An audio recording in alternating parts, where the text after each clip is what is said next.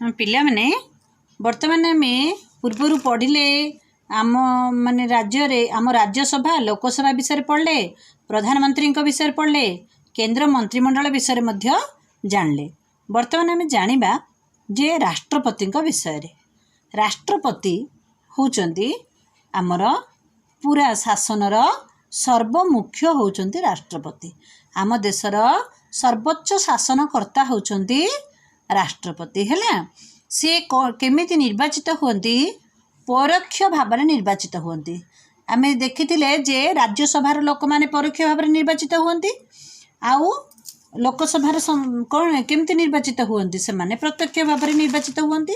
आम ये राज्यसभा लोकसभा विषय पढ़ी राज्यसभा परोक्ष भाव में निर्वाचित होती। मुझे तुम मानक जे आमर ओडिशार विधानसभा को सभ्य माने निर्वाचित होती आउ पाखर किए से आमर प्रत्यक्ष भाव में आमर राष्ट्रपति परोक्ष भाव में आमर राष्ट्रपति निर्वाचित होती है।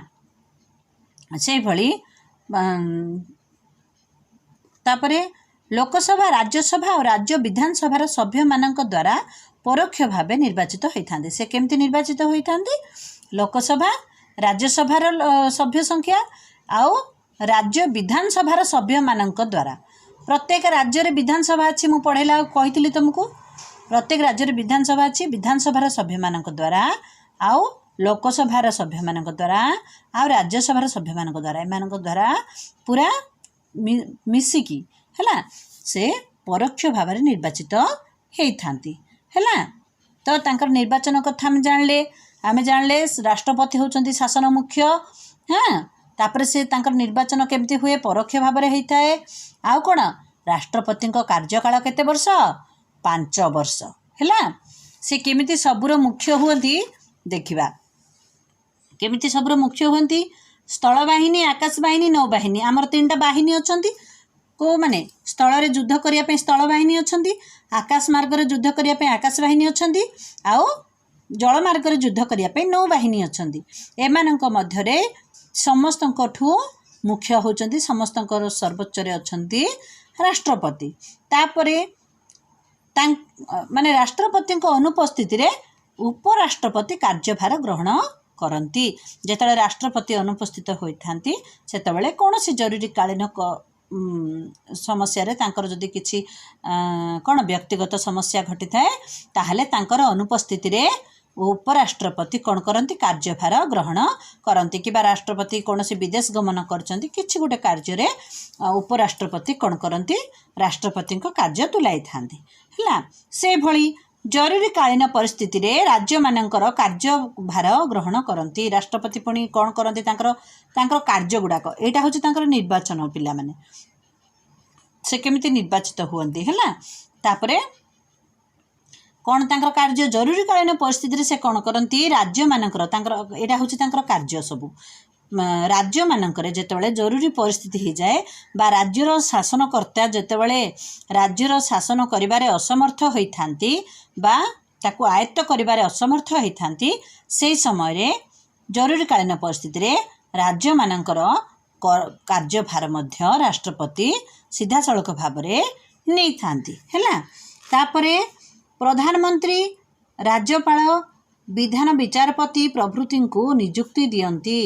प्रधानमंत्री को आउ राज्यपाल को प्रत्येक राज्य रे राज्यपाल अछंती है। राज्यपाल को आउ प्रधान विचारपति किए है। प्रधान विचारपति आमर जो सर्वोच्च न्यायालय रही उच्चतम न्यायालय आमर उच्चतम न्यायालय प्रधान विचारपति को से कौन करती निर्वाचित माने नियुक्ति दे थांती है।